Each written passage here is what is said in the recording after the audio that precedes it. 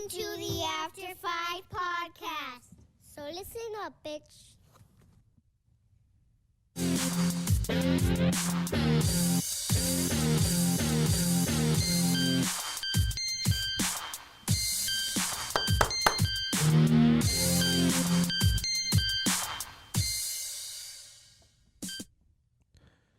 What up, what up, what up? Thank you for joining us back on the After 5 podcast. We are in studio. We are here. We are back. It feels good to be in Coral Gables, man. Not just to drive by it, wave. You know, everybody's corona-free in this fuck bitch. Zoom. Yeah. No, thank you, Zoom, for being so generous with us. Thank you, but we don't want you anymore. At least not for now. At least not for now. It's good to be around, but yeah, let me not talk too much shit, Zoom, because I'm going to be using you soon. yeah. But today is our 20th episode of season 2. We had 12 episodes, season 1 plus 20. That's 32 episodes in total. Feels like we started yesterday. That's pretty fucking cool. We've come a long way from when we were recording on my iPhone in my backyard with my dog barking and shit, humping Oliver's leg. But yeah, today is the season finale, gentlemen. And we're proud to have our boy Mike Iglesias back in the house. What up, Mike? How's it going, man? Thank you for Good. having me on. You brought this weird-looking alligator with you. No problem. All these University of Florida grads, man, they're so proud. You know, my wife, Mike, and I'm surrounded by them too, which sucks. Like I really have to pick better friends. But he saw me with my UM hat, so he had to represent himself. That's good, Of course. But happy to have you on, brother. Yeah, likewise. It's an interesting time. I mean, we had plenty of conversations before coming on today. You know, they're tough times where there's a lot of podcasts right now that just aren't really touching the subject and kind of veering away from insulting anyone or ruffling any feathers. And not just podcasts. Fuck podcasts. Like just people in general. I mean, some people are talking about it too much, you know, in the media. Some are just leaving it alone. And to me, just the thought of not being able to express myself and just fucking talk about something openly really disturbs me. Like it bothers the shit out of me. So that's why I got you guys together and I said, you know what, I don't like odd numbers, so I didn't want to leave it at 19. So let's make number 20 you know, one for the record book, so to speak. So that's why I brought you guys in. I know both of you are opinionated guys. You guys have and not that today we're gonna sit here and give our opinions and wag our fingers at any side or any group of people. It's just to be able to talk, man. I mean, we're going to disagree on shit. We're going to agree on certain things. And I feel that that's just life, you know, and the fact that right now it seems, and Mike, you had said it off air, how you've lost a few Instagram followers. Yeah. And as have plenty of people. And I mean, even amongst friends that I know and distant relatives, it's caused such a rift because you just need to be on either one side or the other. And, and depending on which side you are, you're either a racist or you're not, or you condone police brutality or you do, which is bullshit. Or another one they like to tell you is, I know you're smarter than that. They tell you that's the ultimate, like With the wagging finger. manipulative. You're smarter than that. I had one not that long ago that cut me out. That one of the ones that he told me was, I don't know how your wife stays with you. I was like, I think a few of us wonder that. And he's one of these guys that he's with no party. He's in the middle. He's one of those guys that just, I'm associated with nobody. I'm just here to give my opinion and hope that, you know, somebody discovers him, becomes famous, because that's what he does. I mean, he never takes one side and then he just tells you those stupid little. Yeah. Well, the independent thinker is also caught between a rock and a hard place because, you know, at some level, somebody on either side, or the left or the right, is arguing you're either with us or you're against us. You have to have your own team because, I mean, it's no longer, if you don't vote for this person or if you vote for nobody, that's a wasted vote. No, now it's you're either with us or against us. And his lashes are the hardest ones. He's the one that gives you, like I was saying before, like, I know you're smarter than that. Because he's judging both sides. Of course. And he's the one that if you misspell something, oh, forget it. Grammar Nazi. Exactly. In the back of the classroom. Put him in the corner. Yeah.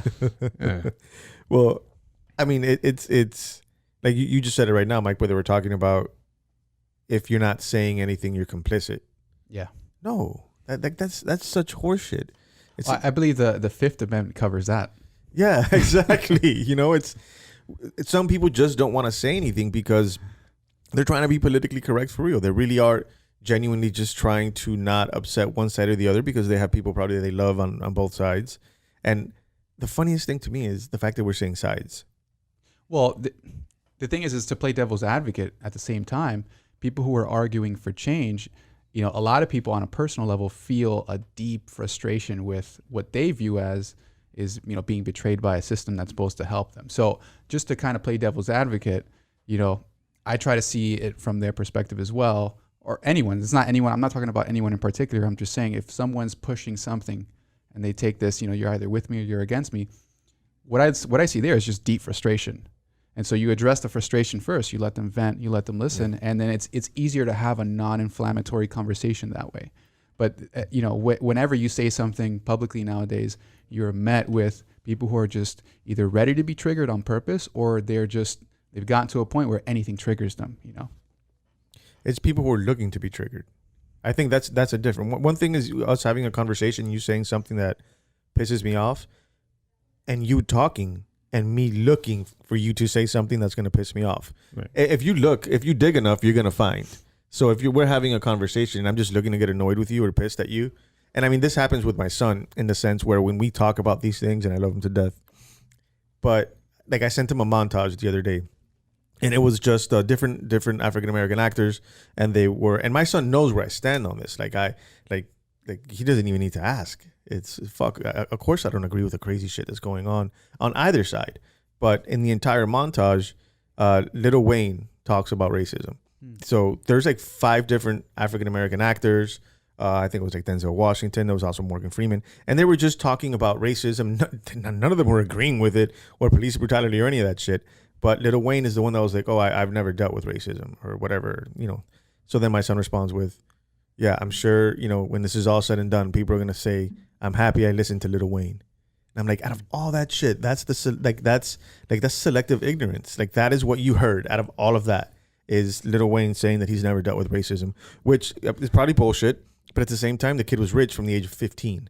So he's had even younger. He started when he was like 11, like 12 years old, 13 years old. Yeah, but I mean, exactly. You know, and he was taught he speaks. You hear him talk. He talks very clear. He talks.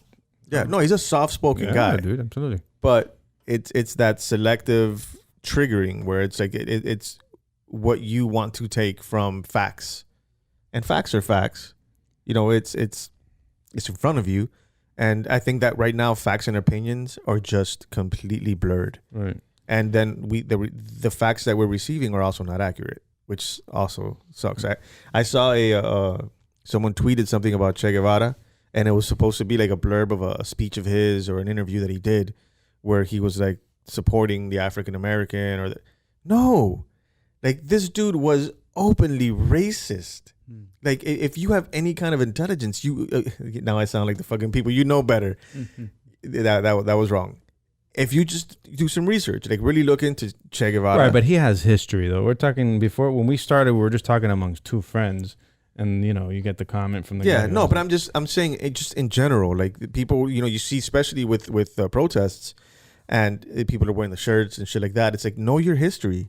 Like before you put on that T-shirt, just because he was an anarchist, basically, or, you know, he was a militant fucking human being. Like he, you know, that dude was a hired gun to overthrow countries. He didn't give a shit what country he was overthrowing. Right. Like the guy was just one of those free agents, like in baseball and shit, that has a strong arm.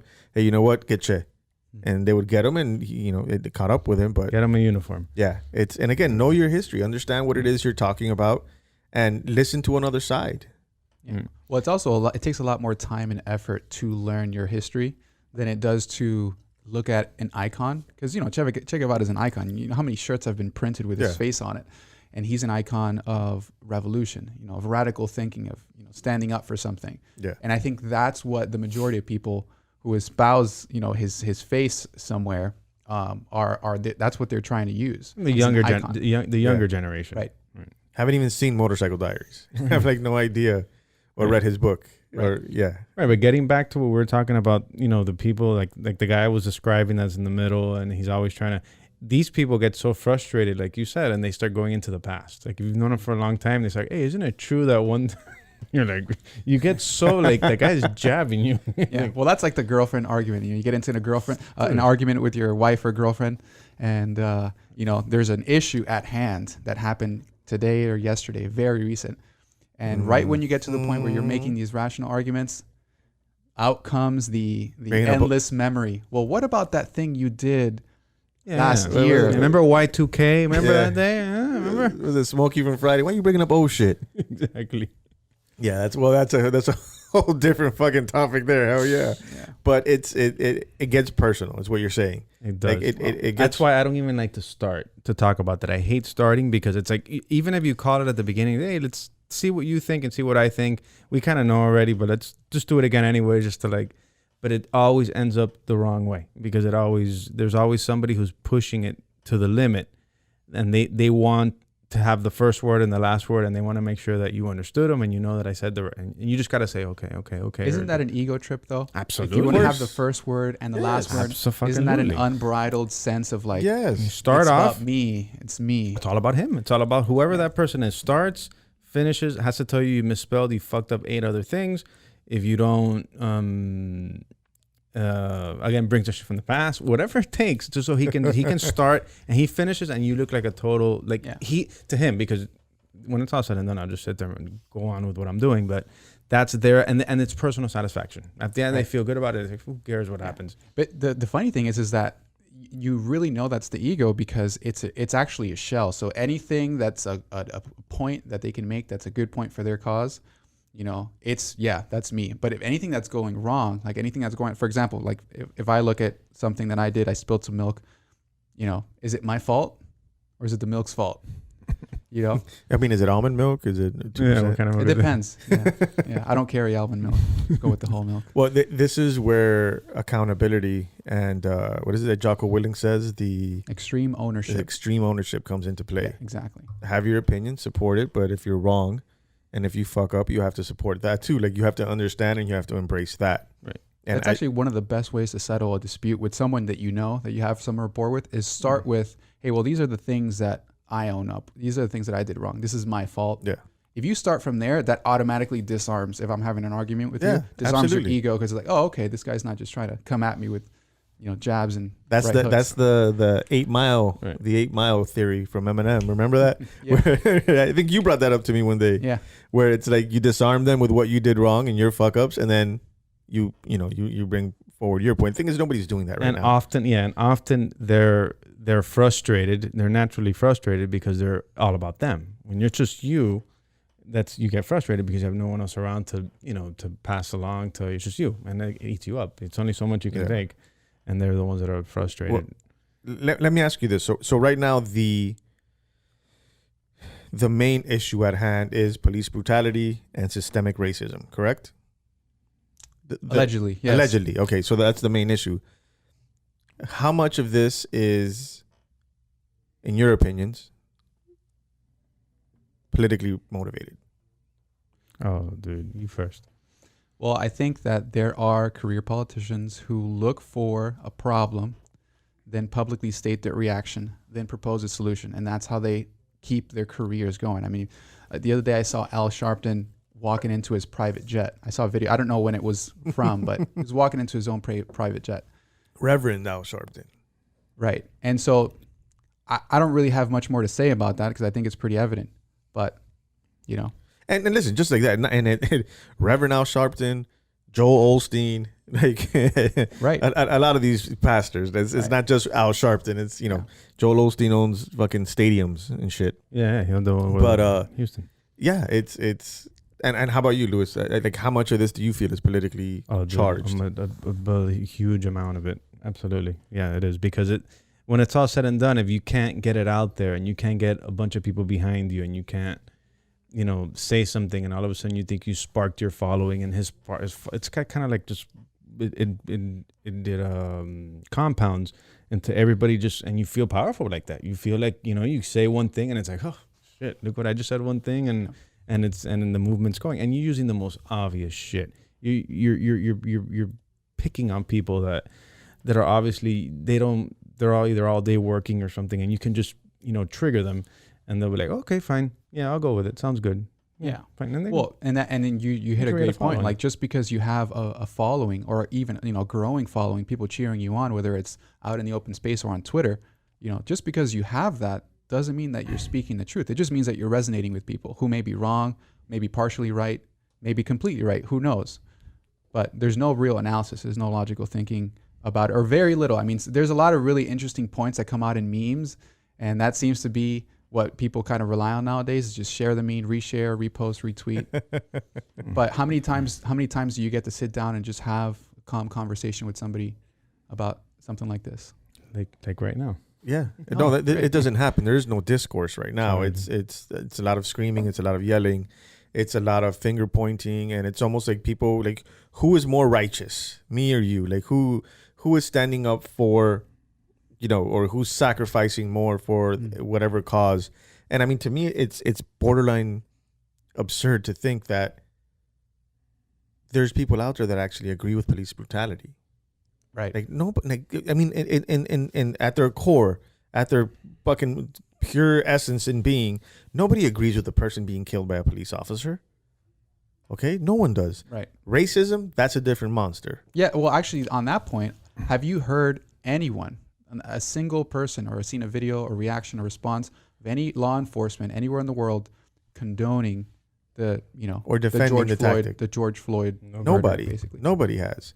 And I mean, and then you have the other side of the coin. Like Candace Owens was talking about like his criminal background, like just talking about George Floyd, his criminal background and all that shit that went with it. And yeah, George Floyd was not a model citizen. George Floyd, for all intents and purposes, was probably a piece of shit human being. Like we don't know that. We don't know his criminal record is there. Like the lady who, I guess he had done a home invasion or something and pistol whipped a woman and put a gun to her belly. I mean, these are all facts. This is shit that you see on his criminal record. These are things that you see on a police report from that time that it was done. And people are focusing on the type of person that he was. And I guess, the point that others have made, and which is which to me I agree with. It wasn't. It could have been George Floyd, or it could have been another black person. It doesn't matter who it was. That day, that person died. That person's life was taken from them, and it could have been a Hispanic person. Right. That was just that one specific cop that day decided that he was going to snuff that dude out because for whatever reason. Now they say that they knew each other, so on and so forth, but he put his knee in his neck and took his fucking life. So no one really gives a fuck about George Floyd's history at this point. It's the fact that that was the triggered incident. And like that incident, there's been so many more. But I also don't think it's just something that you could look over. Like that you could be like, whoa, he is a martyr. Like at the end of the day, he is the one that it took for all this shit to go down for. Well, and if you look at, kind of the counterpoint on one level, when this first went down, how many days did it take before Derek Chauvin to be arrested and charged? About a week. And when he was first charged, he was charged with third-degree murder, which is the least. Least of those. That guy's life's over. And how many days of protesting did it take for the charges to get upgraded to second-degree murder, and then the other cops to be charged in what is it, aiding and abetting? Yeah, or something like that. Well, they're trying to get him for almost everything, but yeah. But even then, though, the justice system is so scrupulous that the second-degree murder charges, you could argue, it's going to be harder to stick than a third-degree murder charge. So, Yeah, because I think once you get to second-degree murder, you're talking about intent. Exactly. So third-degree murder was just, you were reckless with that person's life. It's almost like manslaughter, so to speak. Right. But question for you guys: had it not been recorded, would it just been another black dude that was killed by the cops? I would have to say probably, yeah. I mean, not probably. I'm almost certain. Yeah. That there would not, because the thing is that was the outrage. Actually, speaking personally, when I first saw the video, this is very early on. I like to scour the interwebs for just obscure videos. Yeah, you went down a rabbit hole. I went down a rabbit hole and I found this video because some people somewhere were talking about it. And this is before there was very little outrage. There was pretty much nothing going on. It's just this video. It's just another police brutality video. It just goes to speak how kind of desensitized. Yeah, absolutely. But so I saw this video and it really, it was grueling. I watched it and I thought it was going to be, a lot of these police brutality videos end in like a couple minutes, and then that's it, reach the climax. In this situation, it was like the dude was standing on his neck for 1 minute. And just hanging out there. For 2 minutes. It was almost like he was like enjoying it almost. And so he's just sitting there, and it gets to 8 minutes. He was 9 minutes. grandstanding. Right. It almost seemed like an alligator holding its prey in its mouth and like swimming around. Exactly. That's exact. I couldn't have said it better myself. And George Floyd is what, 6'8", 6'7". Yeah. And I remember texting one of my really good friends, who's African American, very well educated man, and I said, have you seen the video? He said, yeah. I was sobbing watching it, and I said, and I texted, I have like proof of this. I said, this is going to really shift things. And he said, yeah, I know. I said, no, this is really going to shift things. And then within a day or two, you just started seeing protest after protest. And eventually you had all 50 states protests, and many of them with riots as well. In other countries. And France, other countries. Yeah. You know, so that's why to me, this is bigger than George Floyd. Of course. You know, of course. Could have been Ron Davis. It doesn't fucking matter. This is the boiling point. Yeah, that was the match that was fucking struck and just started this entire fire, no pun intended. But it's crazy to think how far this has gone. Yeah, it's pretty bad. Like you know, think about the past, like the Mike Brown, the gentleman in New Jersey. One in Maryland. That was the fact that we're just it's become so prevalent and so normal. This has lasted. We're going on week 3 of protests. Like this coming up now, it will be week 3 of protests. Yeah, and people have been, obviously we haven't spoken about the COVID-19, but a lot of people have been in the house trapped, you know, and it's like not saying that because of that, but that also gives this is it. It builds up the tension. Absolutely. It adds to that recipe of disaster. Yeah. Well, speaking of adding to the recipe of disaster, it frustrates the shit out of me to see, and mind you, for example, the Black Lives Movement, these people are legitimately upset, mad. And by these people, I mean everyone involved. What do you mean, you people? And then you have the assholes. Then you have the people who couldn't give 3 fucks on one side or the other that are fucking it up for everybody else. The guys who steal. They have the perfect opportunity And to that steal. is, you mean it's okay for me to wear this fucking mask and go in here and fucking rob? You walk into a jewelry store. And this is black, white, Hispanic, Everything. Asian. It doesn't matter. It doesn't matter. Probably fewer Asians, but black, white, and Hispanic for sure are in there fucking robbing people. I mean, I saw videos that they went into Louis Vuitton. Like I saw an Apple store just completely gutted. Yeah, but Apple's so smart. Apple was like, go ahead, take Everything's those locked. phones. Everything's locked. locked. Yeah. Well, no, everything that they have on the floor. And you track them. Yeah, it's locked, and they had a tracking app. So basically, everybody that took those phones, A, couldn't really work them, couldn't use them, and B, were being tracked. Right. They just destroyed them probably. Oh, piece of shit. It'd be funny if all of it, there's a button they could press and they just blow up. The self-destructing button.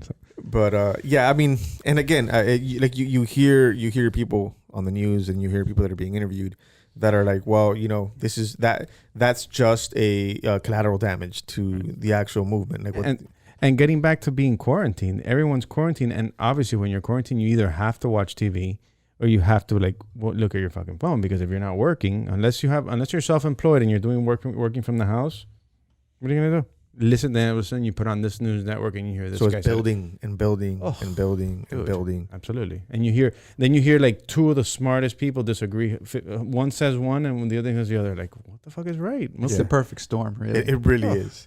Everything. And now we have, speaking of storms, now we have tropical storms coming. That's just Florida though. But yeah, I can see, you know, we could only speak to what's relevant to us. Well, I was hanging out in Tampa because, you know, many of us are working from home. And so I'm sitting there, and outside my window, I just see this giant ominous cloud and thunder strike after thunder strike. So I pull up this map because, you know, you can pull up everything online, and it's this weather map, you know, like one of the local news channels. They actually have a 3D map of every single lightning strike where it happens, and then there's a tally. So it was doing a time span from like 2 p.m. to 5 p.m. just scrolling. It was like 40 lightning strikes within a 2-hour period. Jesus. When was the last time you did that?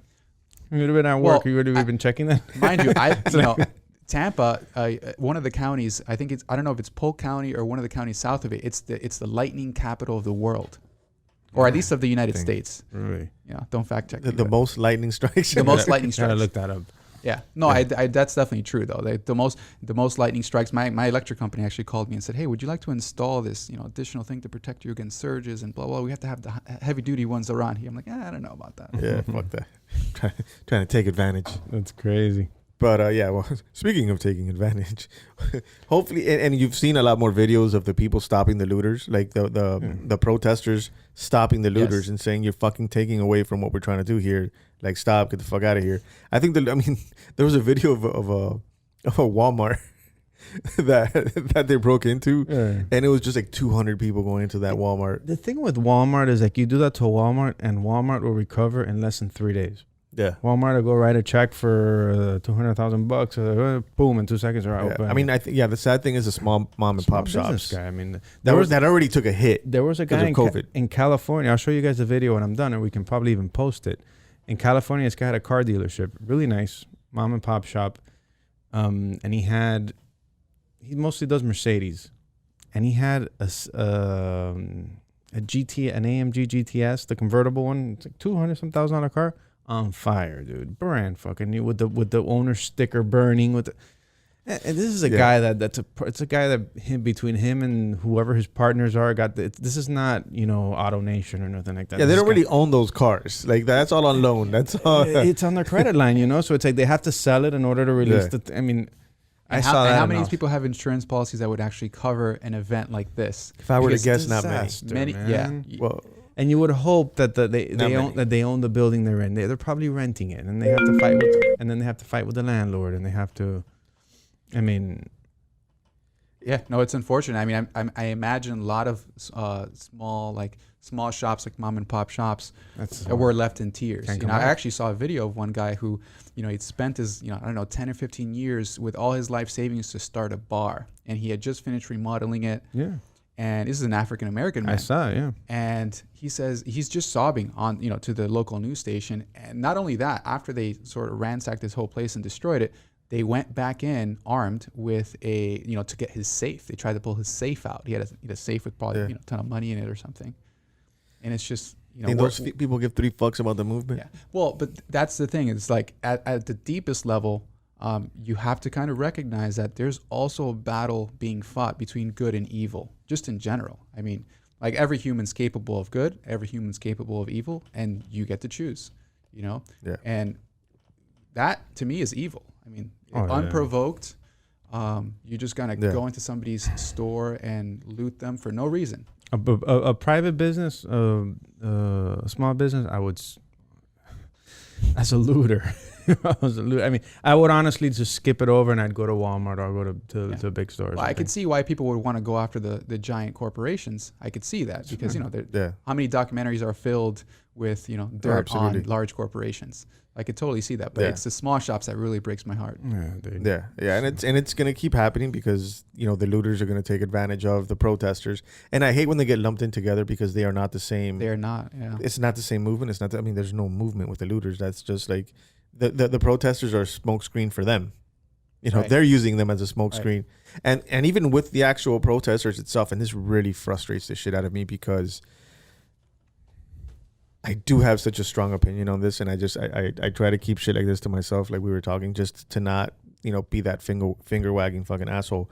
But there was this one dirtbag, and we posted it on the After 5 podcast website, the video where it's this Speedy Gonzalez looking motherfucker that looks like he needs a few steak sandwiches, and he's holding a donut at the end of a fishing rod, and in front of a bunch of police officers, and it's so incredibly frustrating because under no other circumstances does that guy, just looking at a picture of him, does that guy have that kind of heart to step up to any fucking cop or any other grown-ass man weighing 105 pounds like he does with his little fucking pussy-ass mustache that he had and actually want to fight or antagonize another grown-ass fucking man. And the fact that these cops are just standing there doing their job, they're not... they're not out there in the riot gear. They're just standing there. They're securing a store. And you want to sit there because very well you're on camera, you're behind a barricade, and nothing's going to happen. So let me go here and do this. When I see shit like that, I can just imagine the shit that I'm going to get from my mother. Your mom sees me doing that, dude. Oh my god. Yeah, no, but this guy, I mean, if you're out there doing that, I mean, again, I don't know what his family situation is, but, and then all the videos that you see coming out, and it's people antagonizing the police. And I get it. I understand where it comes from, but at the same time, you lose a certain level of credibility because you want to rise above. So if the police are the problem, if the police are the ones that are bringing this issue to you, to your people, to your community, like that old saying, never argue with a fool because from afar people can't tell who's who. You lose credibility. Just look, Colin Kaepernick. Hey, everybody knows, who knows me knows where I stand on that asshole, and it has nothing to do with kneeling. I don't mind people kneeling. You're gonna kneel, go ahead. That's why the military does what they do, and Colin Kaepernick has every right in the world to kneel. So does anybody else. It's the fact that they can't take the shit that comes from it. No, and not just that. Like, for example, I can't pay attention to Colin Kaepernick because he doesn't really speak very often. He doesn't speak very intellectually. The statements that he puts out aren't written by him, and that's why other African American football players and people that were part of that movement would get, he would get mad at them because they would talk, and it was almost like I'm the lead of this fucking movement. No, dude, you're not. You're a third string fucking quarterback that started kneeling, and other people started agreeing with you. But I digress. Going back to my point as far as antagonizing and losing credibility, like maybe a month or something into him kneeling, he wore socks with pigs, dressed as cops with wings. Right then and there, if I'm an African American football player, if I'm anyone else that's following you in this movement, like, hey, you know what? I got your back. You lose credibility with me because you're a fucking clown. Like Martin Luther King never wore fucking socks like that. Like shit, Malcolm X, I promise you never did. Like, so what kind of point are you trying to prove? Those guys back then really went through some shit. Back then they got absolutely. So it's like and that kind of goes with the antagonizing the cops, walking up to a police officer who's sitting in a cop car, and recording him, asking him like that douchebag in West Kendall. That video's old, but then asking the cop for his ID, asking the cop if he has drugs in the car. But have you seen that video? I have not. Yeah. That goes back to what I was saying before. At least I do. I think you do too, and you probably do too. You know that if you did something like that, you're gonna get it from your parents. Are gonna fucking hammer you. There's a lot of the time the parents don't do whatever they want. There's no fear of, because if I did that, dude, my fucking mom, she'll punish me. She'll fucking punish me as an adult. She'll insult me to the point that I would cry. And I just wouldn't, some things like that, at least for me, I wouldn't do it simply because of that, because I don't want to take shit from my and she doesn't deserve it either. Yeah. But I think that's one of the things that will keep me from doing that. A lot of, at home, a lot of the times their kids don't discipline the kids away, obviously the way they used to. And the kids are like, fuck it, whatever. Let them do whatever they want. Then they grow into adults. Well, that's, okay. I mean, like that. That's where most people, I'm not going to say all, but most people learn what their relationship is to authority. Because, if you're raised in a home with two parents, or, whatever your situation was like, you had some authority figures, right? As you grow older, your relationship to authority kind of is shaped and molded by, depending if you left the city or if you came back. And, a lot of what I've been seeing as well with a lot of the kind of the more progressive movements is these kids who end up going to a university that has already groups of people that are pushing these messages forward. Yeah. And it's a lot of the times I don't see that it's with the best intentions in mind, at least like for the individual human condition. These are sort of more mass movements of people that we're gonna push these this legislation through. You're gonna go out and vote. Political activism is great, but when you see things take a turn for the worse, like in this situation where you have violent looting, rioting, people getting hurt, people dying, you have to question yourself. Are you getting the results that you want from your movement? Can you course correct? You can stay on track, but can you course correct a little bit depending on the tone of your message? Can you course correct mob mentality though? Because that's what kicks in. There's mob mentality. It's everybody's doing this, let's do that. Even if you were out there with the best of intentions and people start throwing rocks through a fucking window, chances are that mob mentality takes over and you just start kind of going with the flow, especially if you're young and you're not completely molded, so to speak, or if you don't have those those fundamental core values ingrained into you, you're going to kind of go with the fucking flow.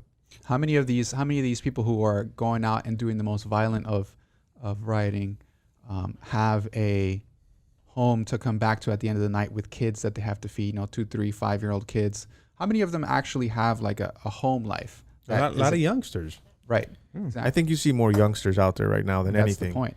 And it's, and Lewis hit a good point there, and talking about the home and right now what you just said. And it's a conversation that's gone on in my home for a while now, since all this started between me and my son. My son's 19, he's in college. And it's something where at my core, I had to sit back and kind of reevaluate. And I mean, when you talk about systemic racism, when you talk about racism in general, even a judgmental perspective of another person or point of view, but even if you're just racism, so to speak, we're all Hispanic here.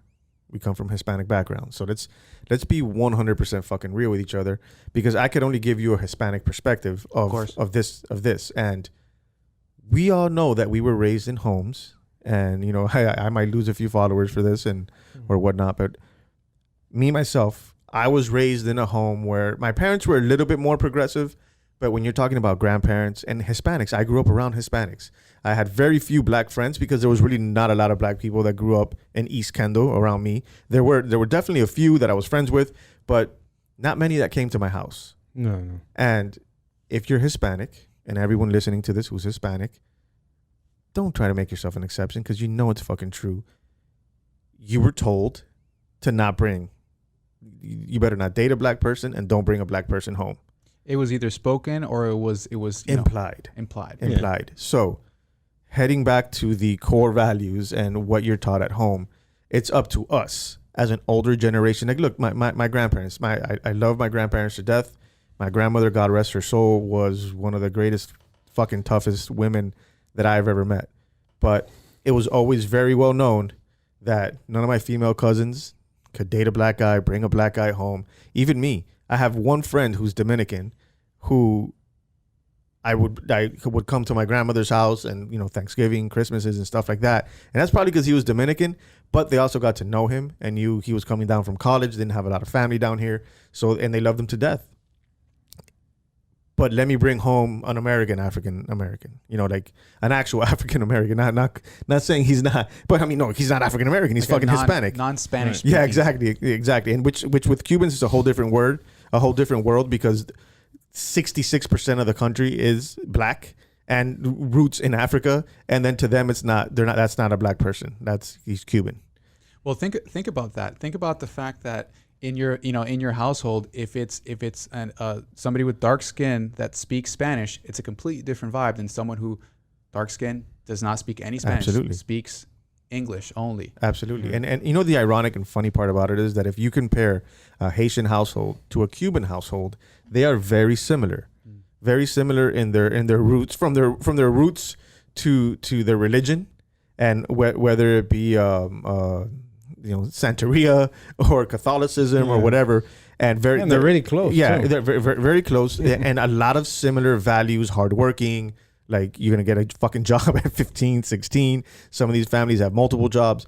But getting back to my point, as Hispanics ourselves, and getting to that age where we're having children, it's up to us to break that. It's up to us to let our children know that we don't give a fuck.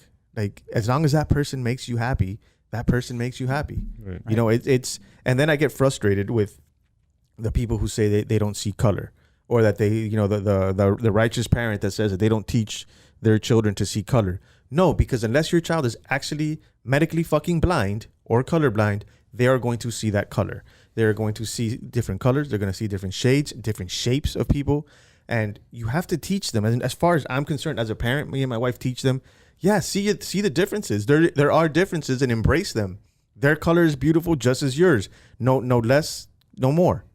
But to sit there and then be ignorant about the fact that that person's skin is so much darker than yours, that's almost as bad as actually judging someone by the color of their skin and not the content of their character. And where does that judgment come from, if not from a deep-seated fear? Absolutely.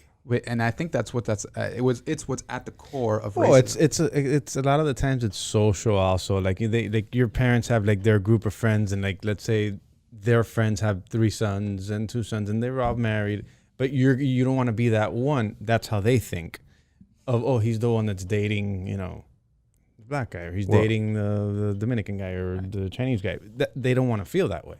So a lot of it is they're embarrassed. And we have to break that. Yeah. We as that next generation have to break that.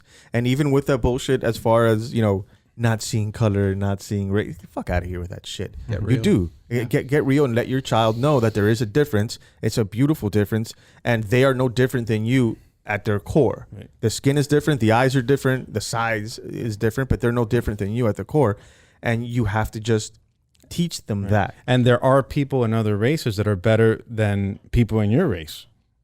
That's Yeah, of course. Every race has his mierda. No. Every race has his shit person. Every race has its good person. There is no difference. But don't be so timid around it, and don't be so quick to be defensive about it. Like, look, I'll give you an example. When my daughter was like 4, and my wife still laughs at this. My daughter was 4. We had someone, my Camila, my middle daughter. We had a person come and deliver subs. It was an African American kid. He was about 19. So he comes with the subs. My daughter has a bad habit of anytime someone comes to the fucking door, like she feels like she owns the home, so she has to come to the door. So whatever. So that day, she's 4. She comes. I open the door. I'm giving the guy the money, and my daughter says, "Wow, I love your skin." And mind you, he was a dark skinned African American kid, and he was like, "Thank you. I love yours." Mm-hmm. So then at that point, my daughter's like flirting, and I'm like, "Hey, Camila, no, you don't say that." And the guy was like, "No, it's all right." So whatever. So it was me being defensive with her. Like, fuck, like, why do you? But she's a kid. Yeah. She saw the difference between his skin and hers. And she was like, "I love your skin." So we go inside, and my wife has his face on. Like, I already know. And of course you invited him in, right? No, I wanted to eat my fucking sub. So at this point, I loved his response because he was just like, "I love your skin too." He flowed perfectly. Yeah, and I was the only one that was feeling awkward. Because my daughter just, pointed out the obvious that his skin is darker than hers. So I get back inside. My wife has this, let me have a conversation with you face. So I was like, can you believe this kid? And my wife's like, what did she do wrong? And she's like, she told him, that she loves his skin. And she's like, is that wrong? And I'm like, no, but still. And she's like, you're scolding her, which I wasn't scolding her. My wife's dramatic. But she's like, you made things awkward without there having to be anything awkward. It was a 4-year-old girl stating the obvious to her, to somebody else. Yeah, that's a great point. And then, my wife annoyingly makes a lot of great points. So at that point, I was like, fuck.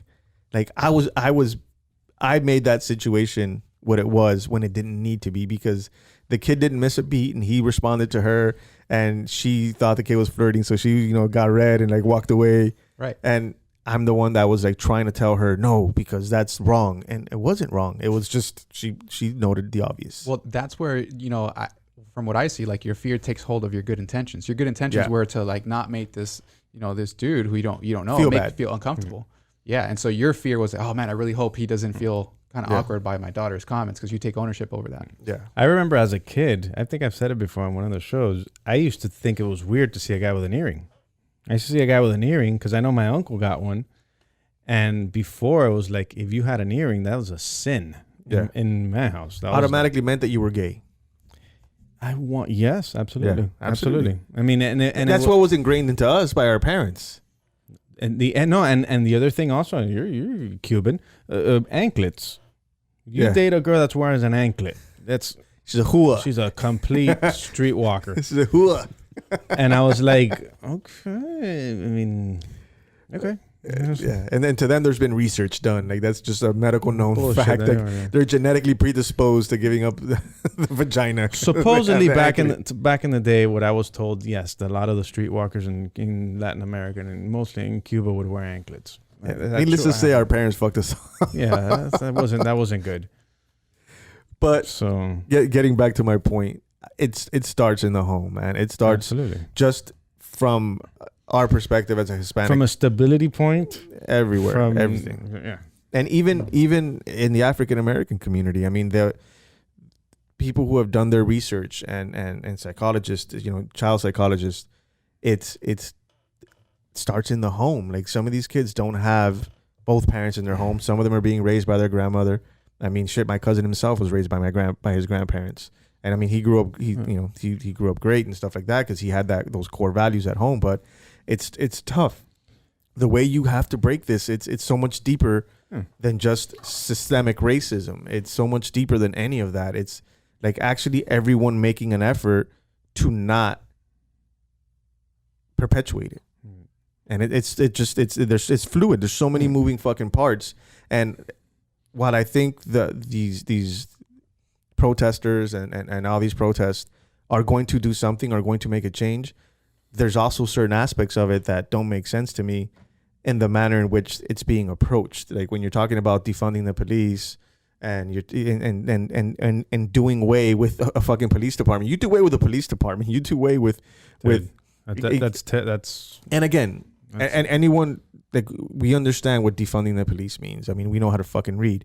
We know that it's not, disbanding. Disbanding the police, but also you might have wanted to choose a different fucking phrase, because at the end of the day, defunding the police comes off like MAGA to me. Like, well, MAGA, think about what's happening. You want the same negative connotations. Not that I stand one way or the other with it, but it's like you're kind of saying something that's being implied. I would pay the cops myself. Well, it's almost punitive. You do pay the cops right? yourself. No, but I would pay them myself if they defund them. I would get 2 or 3 cops that are unemployed, and between 4 or 5 neighbors, like, dude, pay each of them $500, $600 a week, plus their unemployment, and they're fine. And just sit here and guard us. That's what's going to happen. People who have the means to do it are going to get private security. Private security, like some of these Latin American countries. Yep.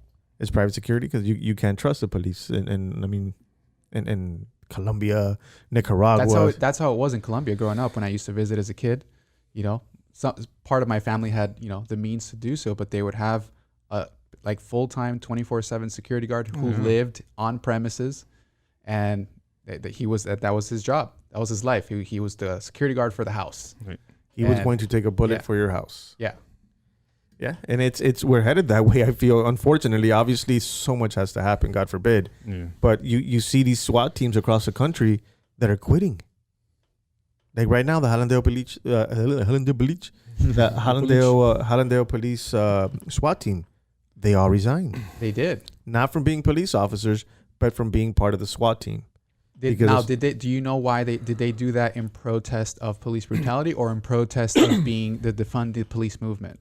No, it was, from what the article stated, they did it because I guess the mayor of Hallandale Beach or something like that. Someone took a knee with the protesters, and they became like the cops themselves. The SWAT team they were offended at the context in which he took a knee. And it was almost like saying that they were being brutal towards those people. So it runs a little deeper. But yeah, they basically, the entire squad, like 10 or 12 cops, quit from being... That's almost worse than a mutiny. Because at least in a mutiny, what you're doing is you're just overthrowing a bad leader. In this case, your whole team is gone. Yeah. There is no SWAT team right now in Hallandale Beach. And like the mayor was saying, whatever, we'll fucking get other cops to come in and put on the stuff and train them. And then we'll have a SWAT team because they get paid... I guess they're a little extra. Yeah, and the protests, I mean, if you see the protests everywhere, they're in cities, they're in commercial properties. They're not going in residential properties. Residential property, that I don't think they'll do that. I mean, hopefully not. No, because then you have citizens that are going to be pulling out guns and blowing your fucking head off. How many of us would have predicted that we would have seen this thing in our country in our lifetime? I think so. You think so? Yeah. Well, I mean, you go back to the 50s and 60s, but nothing like this. I didn't think this was going to happen. Well, because of social media. Social media allows you to send the message instantly that, everybody in the country can watch something that's going on. Okay, well, that's me here. Exactly. Right. But I mean, like the general vibe of, the escalation of it, I haven't felt this since 9/11. Right, because you have the tools to do it. Right. You have the digital the online. You're aware of everything everywhere at all times. In a minute. Yeah. And the mob mentality online is also just as bad as the mob mentality at a fucking event. Right. And people get so deep into these things because there's blog sites that have been on since the internet opened, on white supremacists, on extremist groups of anything. So people feed on that all day long, and it just fucking eats you up to the point that something like this comes up and you're like, okay, I'm ready. But so let me ask you guys a question. How do you, when you look for sources online, how do you distinguish between sophisticated trolls and like honest to God people with nuanced views on things? I don't think there's a way to distinguish them, man, to be honest with you. It's hard. I mean, Like it's different. Like who are you? How do you vet someone online like that? Like someone on social media. That's so difficult, and I think that's the root of the problem where people think they're following a legit, someone with a legit informed person or someone who's, and that might be some asshole in his boxers in Russia who started a fucking movement that's going against the fucking government and offer what? Right. If you've never met somebody in person, they've never been seen in person, they Nope. just have a Twitter account or an Instagram account. And how many of those don't exist? Well, that's been proven that there are, Russian, I don't know whether it's counterintelligence or whether it's just kind of deep state actors from Russia that tried to meddle with our elections in 2016. Yeah. For whatever reason. They just want America, America bad. Right, and it's not like America doesn't meddle in other people's elections also. Everybody does that. Well, You have the opportunity, yeah. you do it. Yeah, I mean, it's just, I think Russia did it to a deeper fucking, and then when they started actually, like forensic analysts came in and started really, and you could see keywords in the phrases that they were using, where they're like, this person's not American, this is like Russian. Like Well, they were instigating from both sides. Yeah. So they would create accounts from radical left and radical right and just start. And that's happening now on the streets. People are being paid to throw rocks. Yeah. People are being paid. I mean, again, I don't know how deep that goes with, supposedly pallets of bricks being, there's dropped images off. of pallets of bricks Yeah. on the internet. And again, in which- Washington, D.C. and other areas. Which I don't know how accurate that is because any downtown, I mean, Miami's downtown is being reconstructed for fucking, 50 years and shit. The Palmetto's still under construction. So, most downtowns are still, most downtowns across the country are under some sort of renovation. Yeah. But for that shit to show, those pallets to just show up in the middle of a fucking street. In a parking lot. Rather Rather than in a construction zone. Yeah. That's what's creepy. And that's sad. And then, Yeah, you just see any pallets of grass. yeah, exactly. There's no pallets of mulch. Like, Just throw that. so it's mulch doesn't fly as far. But you and me were talking about it. There is a third agenda and there's a fourth agenda throughout all this shit. And then it's all being lost. Like people who are trying to actually genuinely make a good point and who are trying to support their cause are like just fucking pawns at this point. And you could follow every single narrative you want that they all don't end the same way. They all don't lead to the same fucking cause. And I think that's going to be the saddest part about all this. When it's all said and done, I do hope there's change and I do hope people have made a difference in regards to the police brutality and the racism. And again, I think those two, while they want to intertwine them, I think like there is a asshole barista at Starbucks. There are asshole cops. Yeah, of course. Assholes the only thing is the barista could just spit in your coffee where the cop could take your life. Right. And it's frustrating there too, because like, for example, you and me were talking about this the other day, Mike, doctors, for example, with this whole COVID, bullshit that was going on. Not bullshit. I mean, it's a fucking legit, legit disaster, but doctors, for example, and Joe Rogan was saying it constantly that there is nothing being said about taking better care of your health. Everything is about, medications and fucking the cure and all these different fucking shots and vaccines and shit. And no one is talking to people about, really, no doctors and no one on TV is saying, hey, start eating healthier, take these vitamins, do this, boost your immune system. Exercise a little bit. And I read this book by Dr. Stephen Gundry, The Plant Evolution, or what is it? The Plant, I just butchered it. Yeah. Either way. And he talks about how in medical school, doctors only take one nutrition class. If they're lucky. One nutrition class. So right off the jump, they're not being shown how to properly fucking educate someone on taking better care of their health.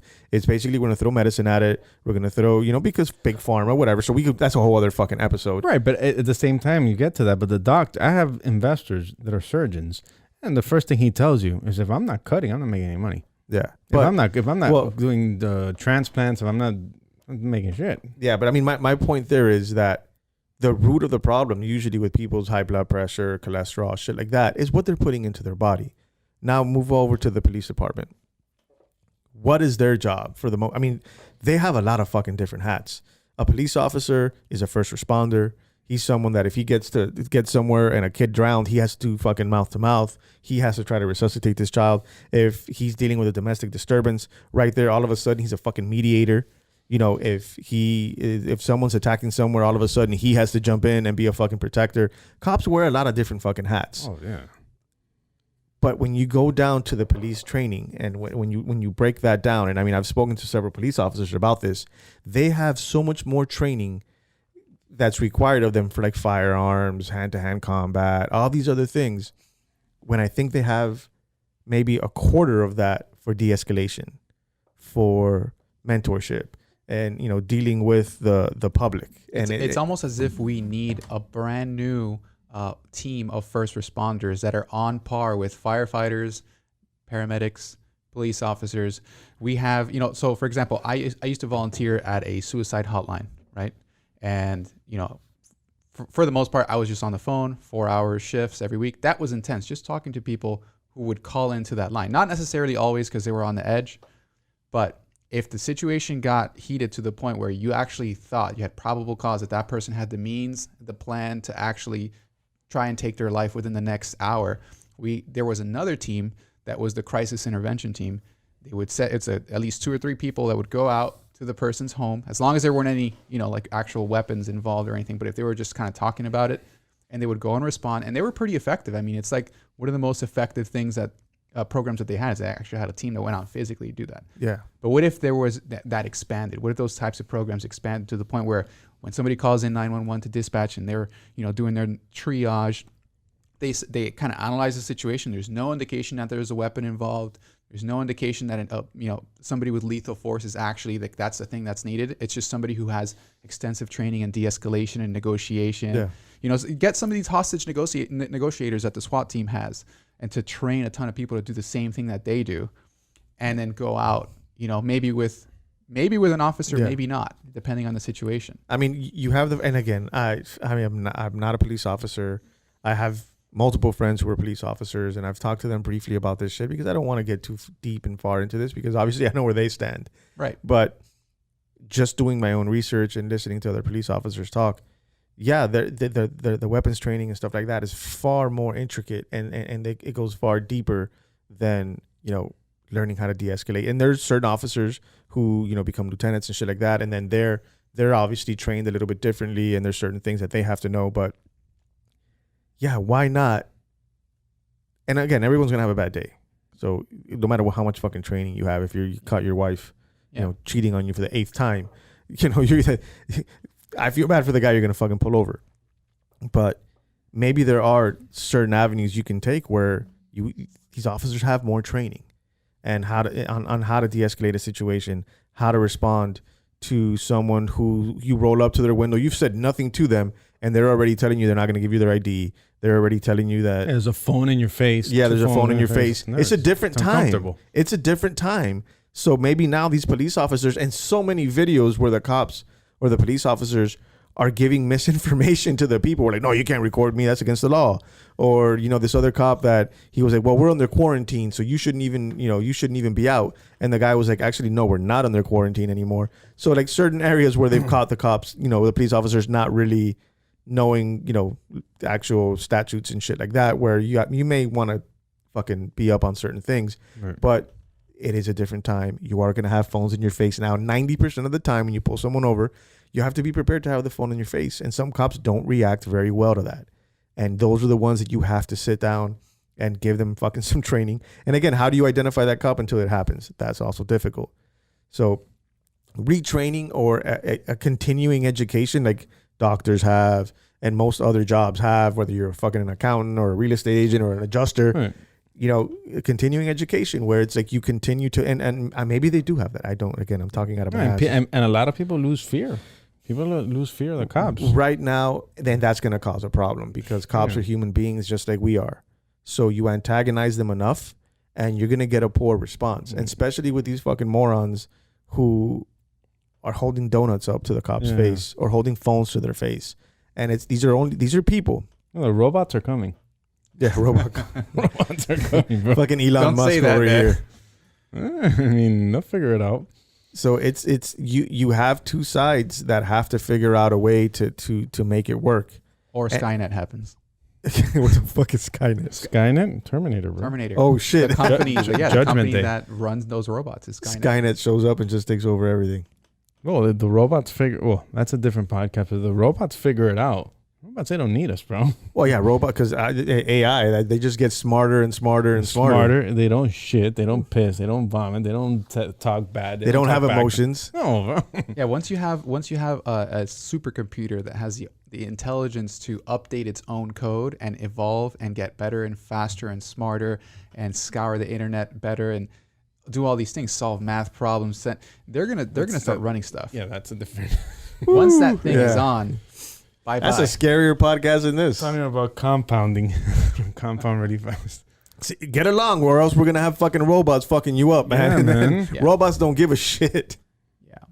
There are no emotions and involved. they're here already. Yeah, that's a sad part. That's the crazy Don't give fucking part. any ideas to people like Jeff Bezos who actually have the means to fund that. or thing. Elon Musk, who actually has the brains Well, to fucking. From what I can see, Elon Musk wants us to Live in space. to connect up with that network. He says if you can't beat him, join him. Yeah, Jesus Christ. Go I live don't in know if another. I agree with Go that. live in another planet. That's his big thing. Yeah, you can keep your Sorry. RFID Yeah, chips. I and promise your you, Elon Neuralink. Musk watches robot porn. This Like he watches two robots just pounding the shit out of Well, he each just other. named his kid 12X Alpha Ash, He's better get him some Yeah. fucking self-defense courses by the time he's 5. he'll have him. Kid's gonna show up to class. Hey, Alpha, here's a kick in your fucking face. But yeah, man, it's the training issue. Again, that's something that they might be working on already, but something's got to give. There's got to be some sort of communication that is not going to break. You have to have community leaders for the African American community, the Hispanic community. I mean, there needs to be liaisons.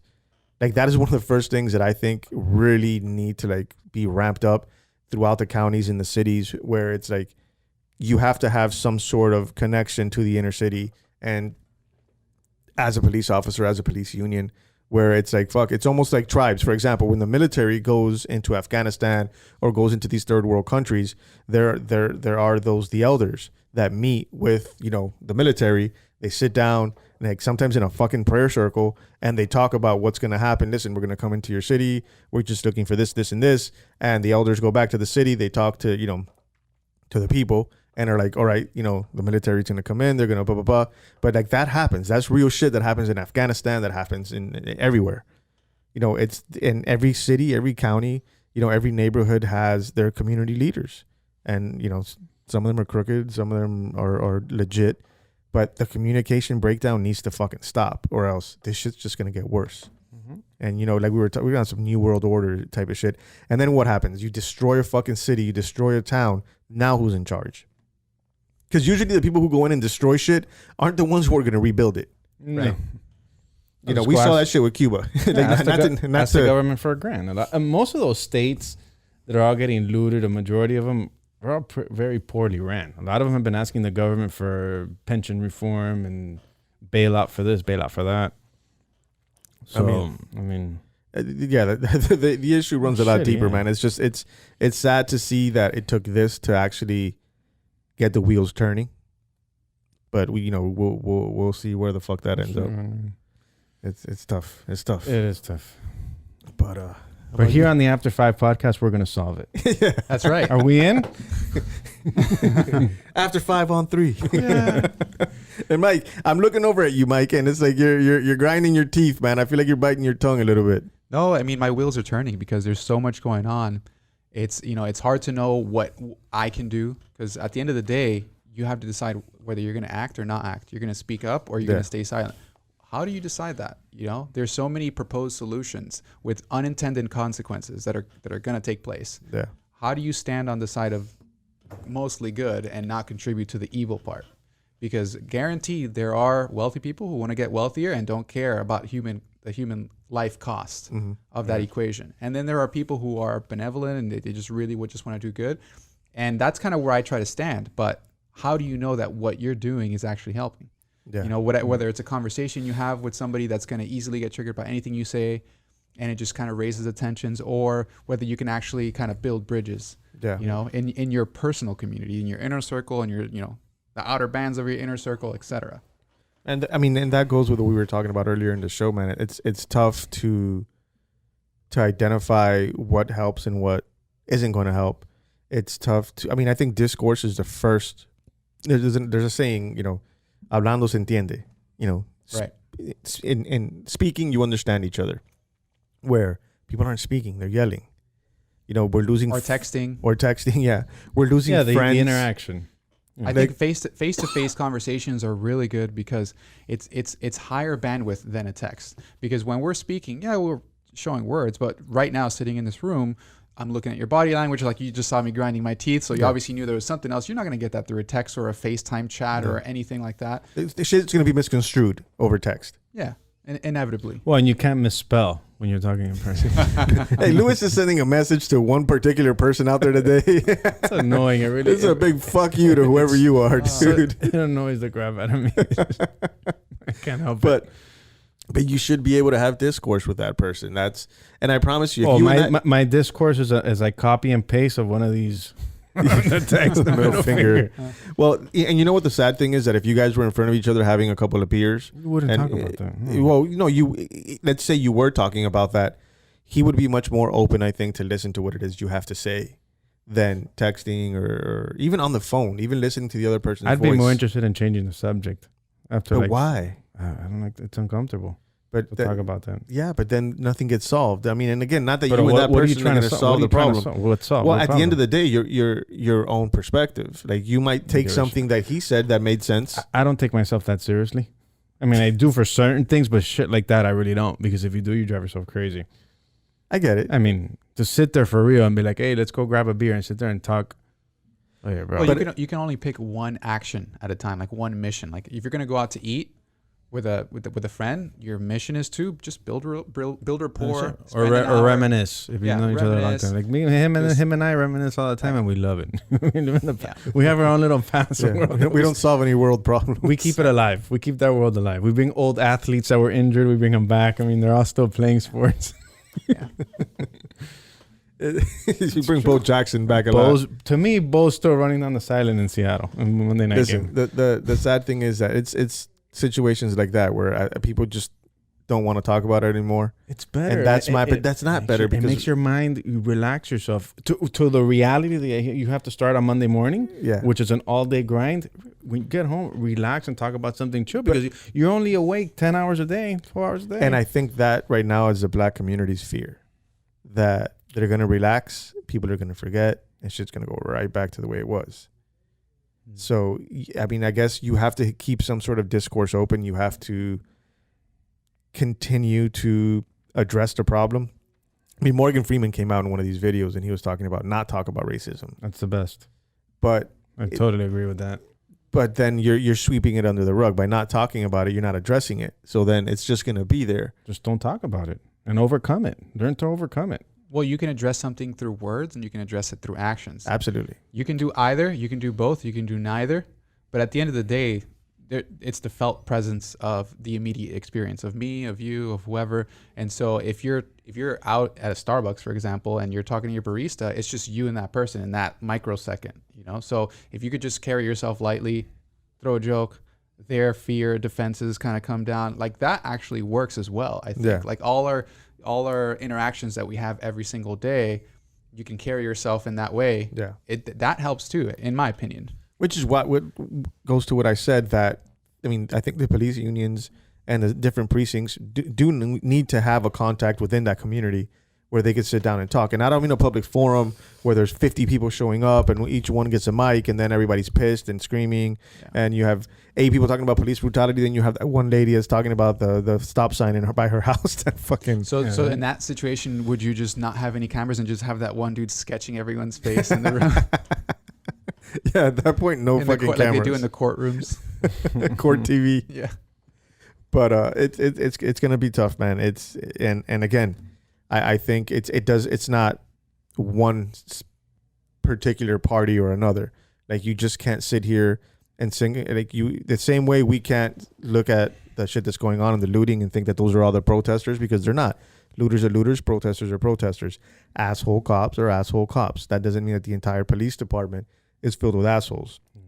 I heard. I read something that they obviously canceled the show Cops, and I think they're thinking of canceling NYPD Blue. There's another one they're gonna cancel. And they went after Paw Patrol. Just forget police exist, right? NYPD. That is so fucked up. Like, you can't do that. Like, that's, you literally It's like you can't make a Bad Boys sequel anymore. No. Bad Boys 4, Like, you can't make it. all of a sudden, you need to be ashamed of being a police officer. All of a sudden, how has the narrative shifted from 9/11 when these same fucking guys were running into buildings to save people's lives? I respect my police. And listen, I respect my police too. And from the moment my son was 12, 13 years old, that he's a Hispanic male, and I taught him, first of all, the core values, one of the main things, and literally, I taught him what Trey's dad taught him in Boys in the Hood. And one of the things that stood out in that speech that the dad gave his son in Boys in the Hood was, never respect someone who doesn't respect you. So if someone's not showing you the same kind of respect, you're not entitled. And I told him this, and it didn't even fucking matter if it was a teacher at school. Obviously, have a sense of common sense, or have a degree of common sense where you're not going to tell your teacher to go fuck herself. But if she's not respecting you, then you need to go over her head and go speak to a principal, speak to myself. But very much so, and amongst your peers too, if someone's not respecting you and you got to go at them, do what the fuck you got to do. But don't do that to the police. No. Because the worst that could happen with a friend is you get your ass whooped. With a police officer, you could lose your life or your freedom. And I taught him from a very young age that, yes, sir, no, sir, is that all, sir? Can I go, sir? That's it. Like, don't take it any fucking further than that. Don't give your opinion. Don't nothing. Whatever, move slowly. Keep your hands where they can see them. I told you the other day, I've had few interactions with cops. I mean, it's just pulled over. I've been speeding a couple times, but I have had one time where they say, "Can I search your car?" I said, "Knock yourself out, officer." Yeah, I've actually been put in the back of a police car before. As have State I. trooper. Why? I was driving back from Orlando, picking up a friend from the airport, going back to Gainesville, and one of my friends decides to wave at an officer who stopped, this like in a Tahoe, state trooper, stopped in one of those like official use only, things in between the highway. So the co-pilot decides to wave at the officer and did nothing wrong. All my lights are working. I'm not tailgating anybody. All of a sudden, 2 minutes later, boop, boop, lights pull up. We get pulled over. All the questions start. Oh, yeah, your friend over here waved at us. Was it nighttime? No, it was daytime, broad daylight. Yeah. And we thought he was being kidnapped. Do you mind if we look in the vehicle? I'm like, oh, do you suspect me of a crime? Oh, no, but, and you know how it goes. They they're professional, speakers. Well, there's a script. They've been practicing that forever. And so eventually I just, they get out of the car. At that point, once the officer asks you to get out of the car, at that point, at least for me, I just comply. All right, cool. What do you want me to do? Put my hands here. All right, cool. We get into the back of the cop. They bring the dogs. The dog signals. They take everything out of our trunk. Of course, my friend had just came, from some other city, so he had a ton of luggage. Yeah. Open the luggage. All that stuff is on the side of the Toss street. it all the fuck out. And guess who had to put it back in the car? You guys. Yeah. Of course. Yeah. And and then why wave at a cop? Not for nothing, but why? Like, there's no, and again. Well, but why not though? That's the thing too. Unfortunately, because nothing positive could come of it, I think. Well, I'm saying they're not going to wave back. I totally get that. As a precaution, you just want to stay under the radar. But is there anything illegal or anything implied about waving? You're right. Isn't that a friendly gesture? Yeah.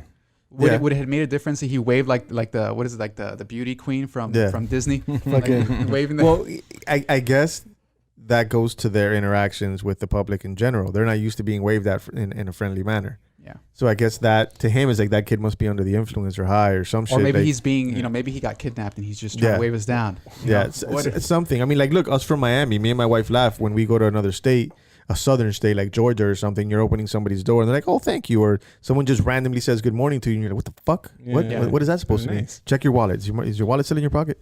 You're not used to it. One of the things I've had with cops, and I do this every single time I've gotten pulled over, is like when they're writing the ticket, when they're about to write the ticket, I always tell them, "Hey, officer, any way we can forget about all this, and just put it behind us and just me go on my way." And a lot of times they laugh. They're like, "Haha, good one, trying." I was like, "Hey, listen, can't blame me for trying, right?" Can we start over? Yeah, I know.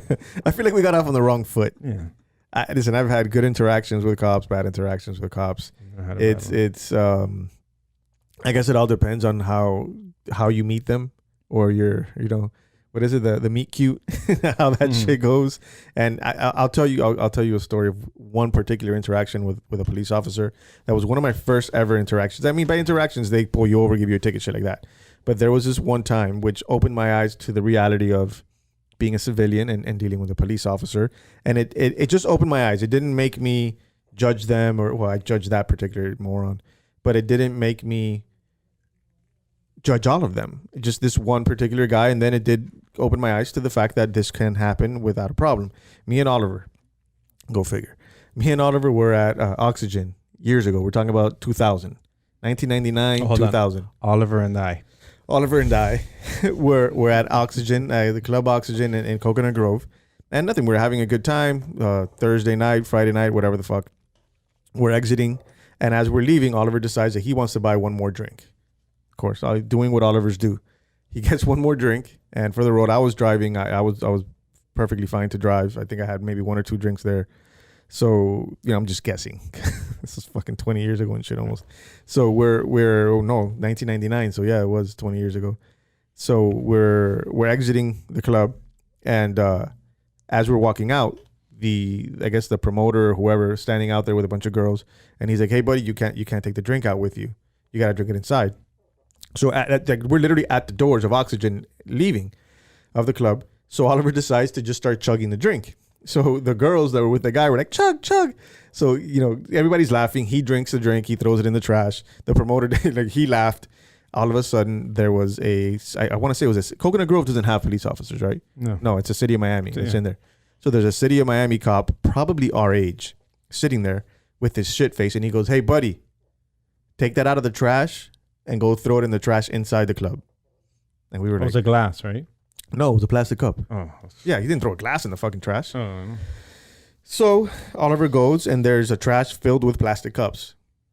He picks it up, and the guy was like, "No, that's not the one." Oh, it's a being ahead. So Oliver throws it back in, grabs another one. The guy's like, "No, that's not the one either." At this point, I know very well what this fucking loser's doing, and he's showing off in front of the girls. Oliver grabs a third cup. And by that time, he's like, "No, sorry, man. Keep trying."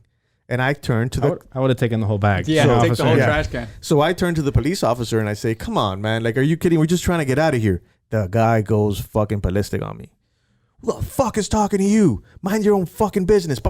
Just going off on me. Mind you, all I said is like, "Come on, my man. Like we're trying to get out of here. We're trying to leave. Like, we're not looking for trouble." Basically, and I went back at him, which he wasn't expecting. I said, "Fuck you, this and that." So we're going back and forth. Not very smart on my part, being a 19, 20-year-old guy. But I said something to the avail of, because he was then threatening to fuck me up and this and that. And I was like, "Listen, you're showing off for a bunch of fucking strangers is what you're doing. And I promise you, if you didn't have that badge and gun, I'd fuck you up right here."